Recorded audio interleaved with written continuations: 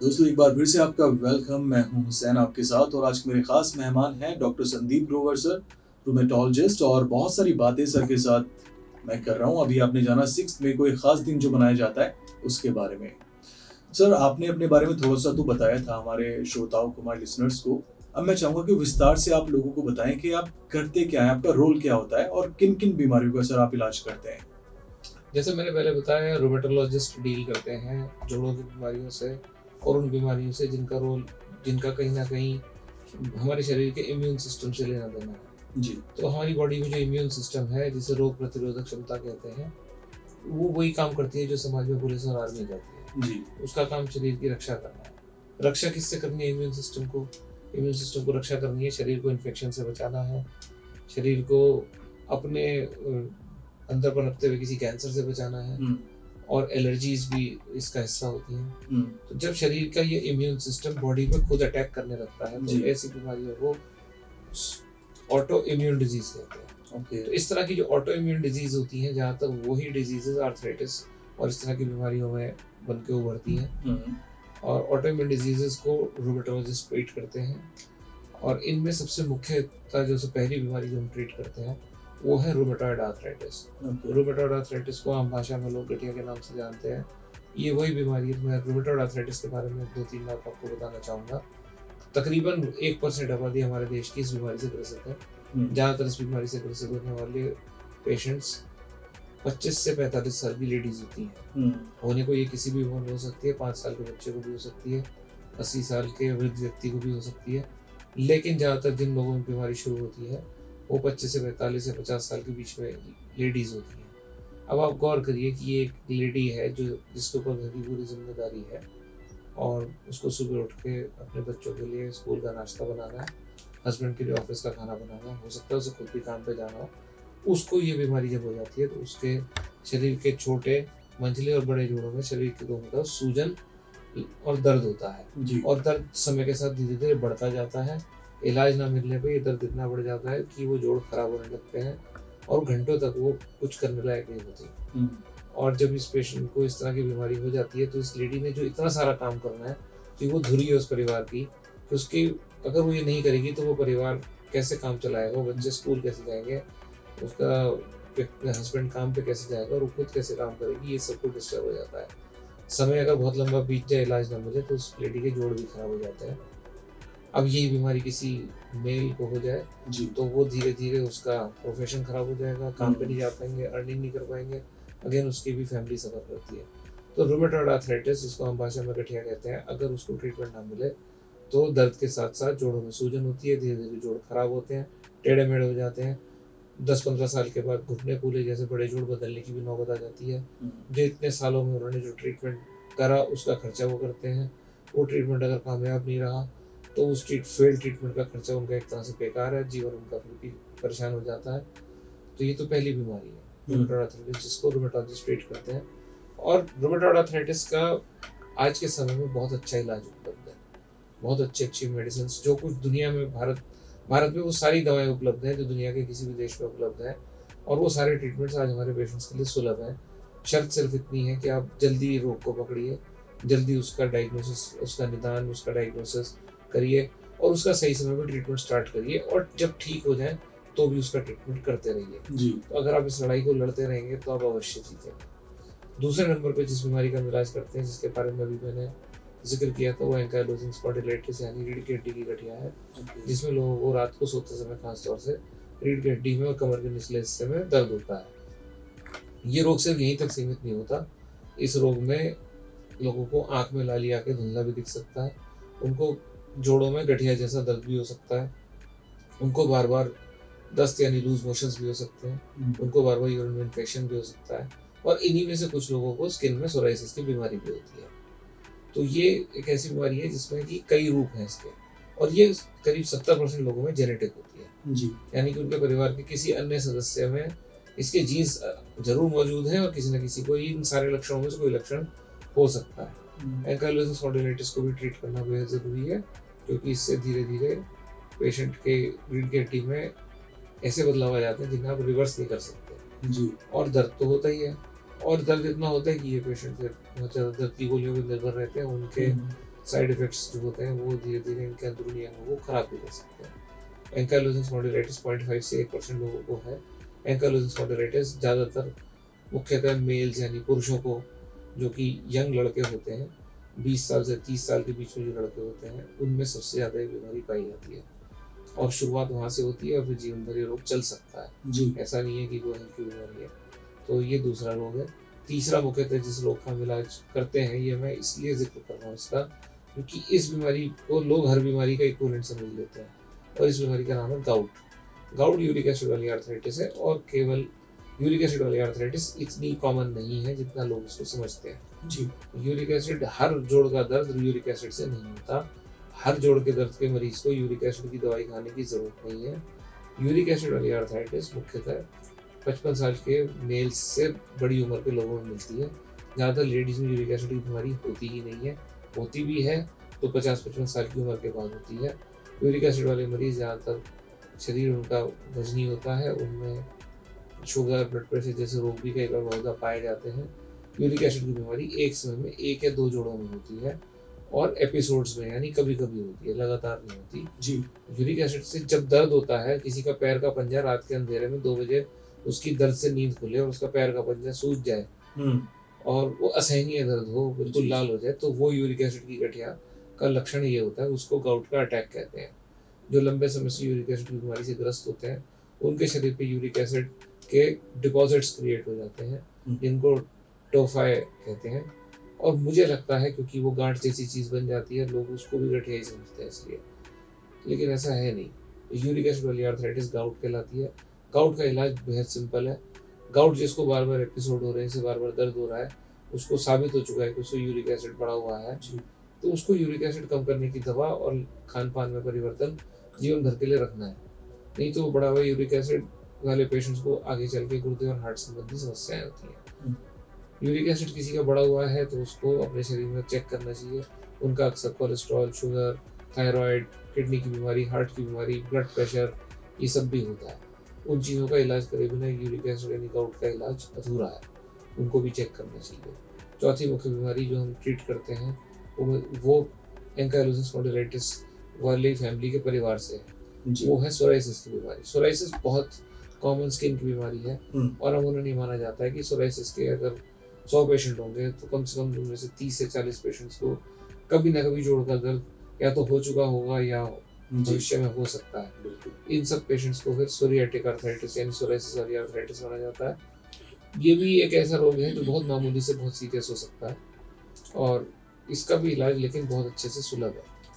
किसी को भी स्किन की, यहाँ तक माना गया है कि अगर व्यक्ति को जोड़ का दर्द है और उसके भाई बहन या परिवार के किसी सदस्य को सोराइसिस है तो वो सोरियाटिक आर्थराइटिस ही माना जाएगा और इसको सही समय पर डायग्नोस करके ट्रीट करने से बहुत अच्छे रिजल्ट्स मिलते हैं। पांचवी जो बीमारियां हैं वो बीमारी नहीं है, बीमारियों का ग्रुप है। और ये बात मैं इसलिए कह रहा हूँ कि ये शायद हमारे फील्ड का सबसे चैलेंजिंग पार्ट है। इनको हम आमतौर पे कनेक्टिव टिश्यू डिजीज के नाम से जानते हैं, जिसमें 5 या 6 अलग अलग बीमारियां हैं, जिसमें एक बीमारी है SLE, जिसे लूपस भी कहते हैं। SLE की बीमारी में पेशेंट जब धूप में निकलते हैं तो उनका चेहरा झुलस जाता है, उनको बहुत ज़्यादा बाल गिर सकते हैं, उनके शरीर पे धब्बे चकत्ते निशान पड़ सकते हैं, उनके चेहरे पे बटरफ्लाई रैश यानी कि जो उनका गाल और नाक का हिस्सा होता है वो बिल्कुल ये पिंक हो जाता है, उस पर रैश पड़ जाता है, उनको मुंह में छाले पड़ते हैं, उनको गठिया जैसा जोड़ों का दर्द होता है, उनको बुखार रहता है, उनको शरीर का कोई ऐसा अंग नहीं है जहाँ SLE असर नहीं करती, तभी तो उसका नाम SLE है, सिस्टमिक लूपस एरिथेमेटोसस। सिस्टमिक मींस ये सिस्टमिक डिजीज है, यानी बॉडी के हर ऑर्गन पे असर है। प्लेटलेट्स पेशेंट के टूट सकते हैं, खून उसका टूट सकता है, हार्ट पे असर वो बीमारी कर सकती है, लंग्स पे असर वो बीमारी कर सकती है, जॉइंट्स पे असर कर सकती है, लेकिन सबसे ज़्यादा असर जिसका खतरनाक है वो है इसका ब्रेन और किडनी पे। इस बीमारी की वजह से दौरे पड़ सकते हैं, इस बीमारी की वजह से पेशेंट को स्ट्रोक भी हो सकता है और इस वजह से किडनीज डैमेज होती है, जो कि एक बहुत, ये सब प्रिवेंटेबल कॉम्प्लिकेशंस हैं, आप इन्हें बचा सकते हो। अगर आपने SLE डायग्नोज कर लिया पेशेंट में तो आपको पेशेंट को समझाना चाहिए कि आप ट्रीटमेंट करेंगे ताकि इन चीज़ों से आप बच सकें। SLE को रोमेटोलॉजी की फील्ड में सबसे चैलेंजिंग बीमारियों से एक माना जाता है। SLE के एक पेशेंट को हर किस्म का सपोर्ट अपने डॉक्टर से, अपने परिवार से, समाज से मिलना चाहिए।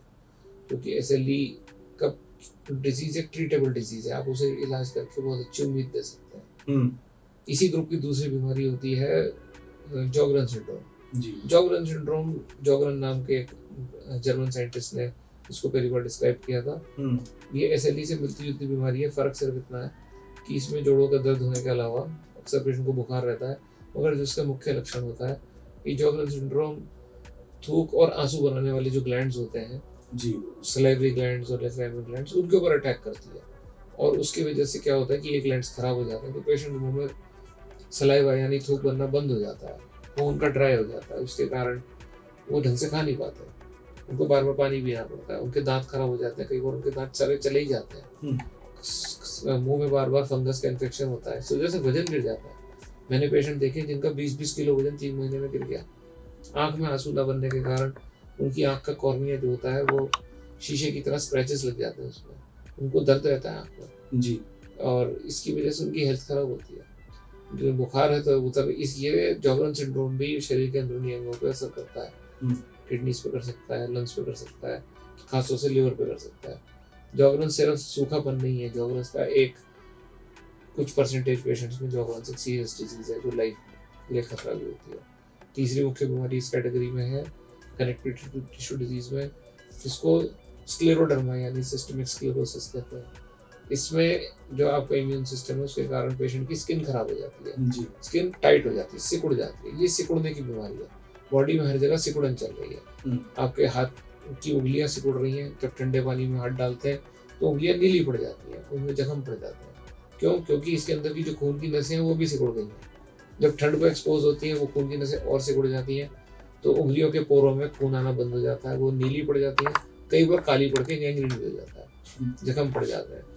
इसके अलावा उनका मुंह सिकुड़ जाता है, लेडीज के लिए बड़ा मुश्किल है क्योंकि उनकी अपीयरेंस चेंज हो जाती है, उनका गोरा रंग ढलने लगता है, उनके होंठ चपटे हो जाते हैं, नाक पतली हो जाती है, दांत दिखने लगते हैं, मुंह पे सिलवटें आ जाती हैं।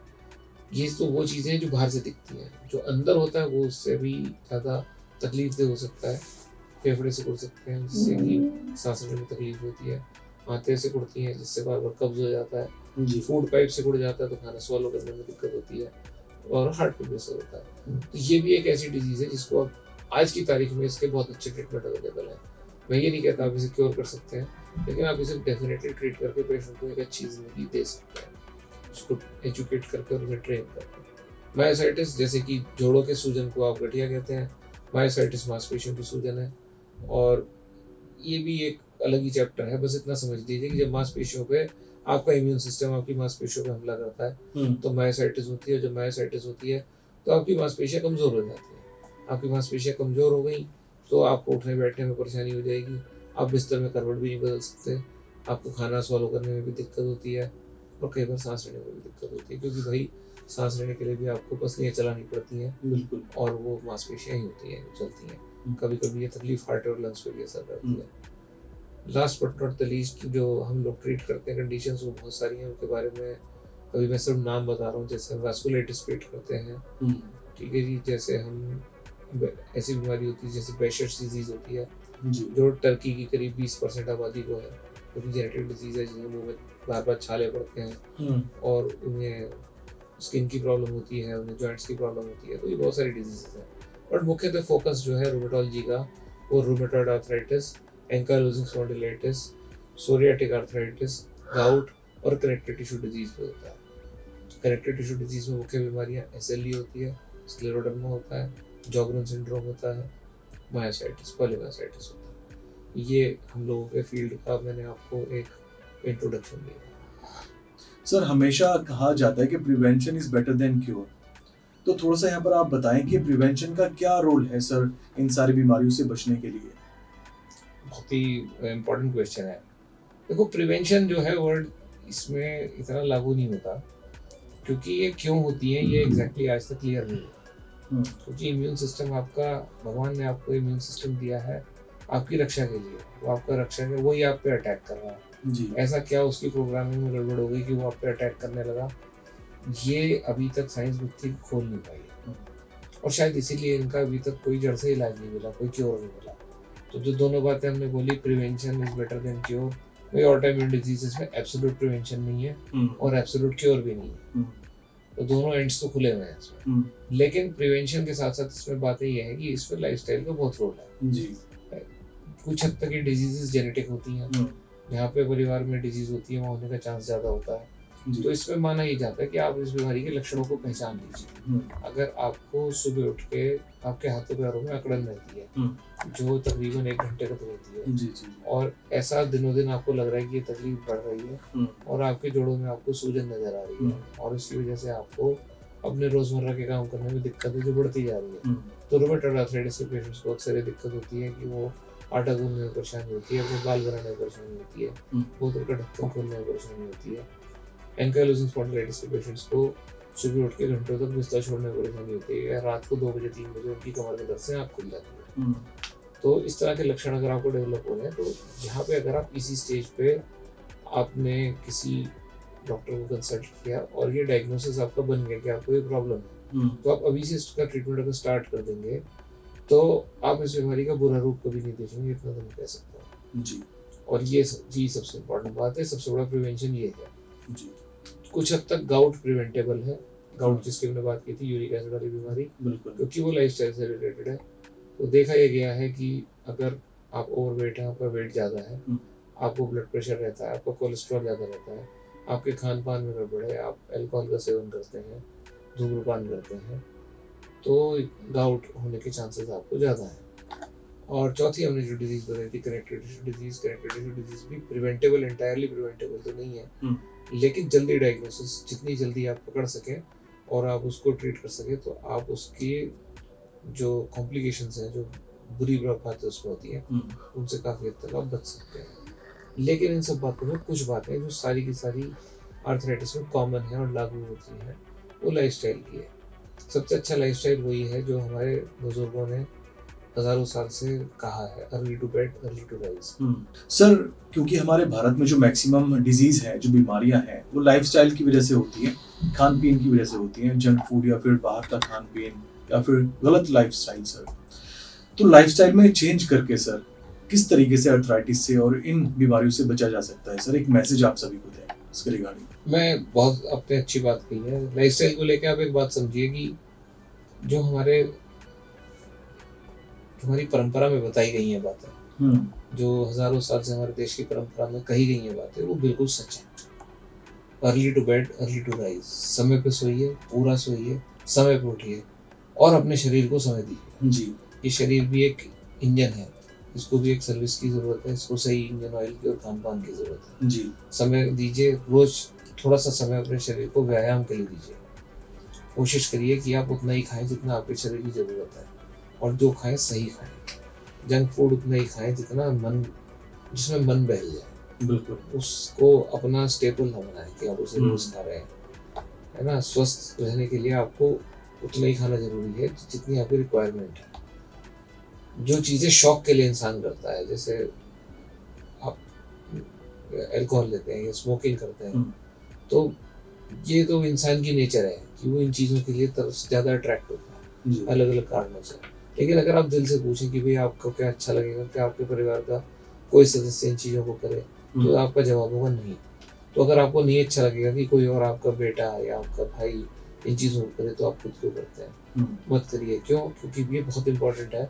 ये जितनी भी मैंने आपको डिजीज़ बताई थी, ये माना गया है कि रूमेटोलॉजी में कि ये सारी बीमारियां स्मोकिंग से बढ़ती हैं। ओके। तो आप स्मोकिंग मत करिए। अगर आपको डिजीज़ है बिल्कुल मत करिए। आपके घर में मरीज़ है आप बिल्कुल मत करिए। आप जो धुआं छोड़ेंगे उस पेशेंट के पास जाएगा, ठीक है। यही बात अल्कोहल पे है। अगर आप अल्कोहल लेते हैं तो भाई आपका जो लिवर है या तो आपकी बीमारी की दवाई खा सकता है या वो अल्कोहल ले सकता है। अगर उस लिवर को अल्कोहल खराब करेगा तो आप अपनी दवाइयाँ नहीं खा पाएंगे, बीमारी आपको तंग करेगी। तीसरे समय वो है एक्सरसाइज, बहुत इंपॉर्टेंट है। अगर आप ओवरवेट है, अगर आपका वजन ज़्यादा है, तो आपको हार्ट की या ब्लड प्रेशर जैसी बीमारी होने की संभावना ज़्यादा है। तो आपका शरीर तो पहली बीमारियों से ग्रसित है, वो नई बीमारी वो कैसे झेलेगा? अगर आपका वेट ज़्यादा है तो आपको अपनी जो मेडिसिन खानी है उनकी डोज भी ज़्यादा खानी पड़ेगी, उनके साइड इफेक्ट्स भी ज़्यादा होंगे। तो अपने शरीर को समय दीजिए। आपको अपने शरीर को समय देकर अपने वेट को कंट्रोल करना है, एक्सरसाइज करके अपने शरीर को स्वस्थ रखना है और सही समय पे सोएं। कम सोने वाले पेशेंट्स के अंदर शरीर में इस तरह के बदलाव आते हैं कि उनका स्ट्रेस लेवल ज़्यादा होता है और उनको फिर आगे चल के बहुत सारी दिक्कतें पैदा हो जाती हैं। इसके अलावा बहुत इम्पोर्टेंट बात होती है कि भाई समय पे दवा खाना। आप अगर किसी भी रूमेटिक डिजीज़ के पेशेंट हैं, ऑटोइम्यून डिजीज़ के पेशेंट हैं, तो इसमें आपकी मेडिसिन आपका सबसे बड़ा साथी है। जब आप ठीक हैं उस समय आपका दवा खाना सबसे ज़रूरी है। आपके डॉक्टर ने आपको इंस्ट्रक्शन दे रखी है कि भाई आपकी 2 या 3 गोली रोज़ की चल रही है, आप इन पे ठीक है, तो आप उनको प्लीज़ अपने आप से मत बंद करिए, डॉक्टर की सलाह लीजिए और उन दवाइयों से संबंधित आपको जो सावधानियाँ बताई गई हैं उनका पालन करिए। जैसे एग्जांपल देता हूँ कि आर्थराइटिस की जितनी भी दवाइयाँ होती हैं, इनके साथ एक नियम होता है कि समय-समय पे इनके लिए टेस्ट कराना होता है। तो वही अगर चाहे 6 महीने में से एक बार टेस्ट होना तो उसको ज़रूर करा लीजिए। जी। बिना टेस्ट के आप दवाई खाएँगे तो उस दवाई से संबंधित अगर कोई समस्या आपके शरीर में उत्पन्न हो रही है तो उसका आपको पता नहीं चलेगा और आप किसी और मुश्किल में ना पड़े। तो ये तो गाड़ी चलाने की तरह है। जी। आपके जीवन में आपकी तकलीफ है, आपका एक रोग है, उस रोग में आपका जीवन कैसे कटेगा, वो गाड़ी, आपका ड्राइवर जो है वो आपका डॉक्टर है। उसको कहाँ पे आपके ट्रीटमेंट को रफ्तार देनी है, कहाँ आपके ट्रीटमेंट को ब्रेक लगाना है, वो उसको पता है। आपका उसका जो तालमेल है वो अगर बना रहेगा तो आपका जीवन भी सही से चलेगा। जी। अगर आप सब कुछ अपने आप करेंगे तो आप मुश्किल में कर सकते हैं ना, फिर तो आप कैसे आपको पता चलेगा। बिल्कुल। तो मैसेज ये है कि जो इम्यून सिस्टम की बीमारियाँ हैं जिनको रूमेटोलॉजिस्ट ट्रीट करते हैं, वो ऐसी कोई विरल बीमारियाँ नहीं है कि लोगों को होती नहीं है। जी। काफ़ी लोगों को होती है लेकिन उसके बारे में क्योंकि जानकारी कम है तो ज़्यादातर लोग उनको जल्दी समय पे पकड़ नहीं पाते। तो पहला मैसेज तो ये है कि भाई अपने रोग को सही समय पे डायग्नोज कराइए, पकड़िए, उसको ट्रीट करिए, उस ट्रीटमेंट पे टिकिए, उस ट्रीटमेंट पे टिके रहने के साथ साथ अपने शरीर का ध्यान रखिए। उन मरीजों के परिवार वालों के लिए संदेश है कि आपके परिवार में जो पेशेंट है, जो इस बीमारी से ग्रसित है, उसमें उस पेशेंट की कोई गलती तो है नहीं कि उसको ये प्रॉब्लम है, लेकिन उसको अगर ट्रीटमेंट चल रहा है तो उसे आप हर समय हर किस्म से सपोर्ट करिए। सपोर्ट सिर्फ फाइनेंशियल नहीं होता कि आप उसके ट्रीटमेंट में पैसा लगा रहे हैं, इमोशनल सपोर्ट चाहिए, क्योंकि कई बार पेशेंट्स को लगता है कि मेरे को ही ये क्यों हुआ, मैं क्यों, अपना जीवन मेरा ऐसा हो गया। आप उन्हें इमोशनल सपोर्ट दीजिए, आप उनको घर के काम में हेल्प करिए और इन चीज़ों से, और उन्हें भरोसा दीजिए कि आप हर समय उनके साथ हैं, तभी उनका ट्रीटमेंट सही मायने में सक्सेसफुल होगा। जी दोस्तों, चाहे अर्थराइटिस की दिक्कत हो या फिर कोई और भी बीमारी हो, हमेशा इमोशनल सपोर्ट की बहुत ज़रूरत होती है। सर बहुत बहुत शुक्रिया, आपने इस बीमारी से लोगों को रूबरू कराया और काफ़ी विस्तार से आपने अर्थराइटिस के बारे में बताया और काफ़ी सारे वेरिएंट्स अर्थराइटिस के थे जिनके बारे में पहली बार आज मैंने भी जाना। तो बहुत बहुत धन्यवाद सर आपका आने के लिए और बात करने के लिए। सर जाते जाते कोई सॉन्ग अपनी पसंद का अगर आप सुनना चाहें या फिर डेडिकेट करना चाहें श्रोताओं को। सर किशोर कुमार मेरे पसंदीदा कलाकार हैं और उनका एक गाना है जो मेरे प्रोफेशन में मेरे पेशेंट्स के ऊपर बहुत सटीक बैठता है और वो है रुक जाना नहीं तो कहीं हार के, कांटों पे चल के मिलेंगे साहिब हार। सो दोस्तों, ये गाना मुझे भी बहुत मोटिवेट करता है और उम्मीद करता हूँ कि आप भी सुनेंगे तो आप भी मोटिवेट होंगे ये गाना सुन के। सो आज का ये प्रोग्राम, आज की बातचीत सर से आपको कैसी लगी दोस्तों, हमारे फेसबुक और इंस्टाग्राम पे जाके आप बताइएगा। और अगर गठिया की, अर्थराइटिस की कोई भी दिक्कत आपको हो तो सर के क्लिनिक पे जाके आप सर से मिल सकते हैं और सर को दिखा सकते हैं।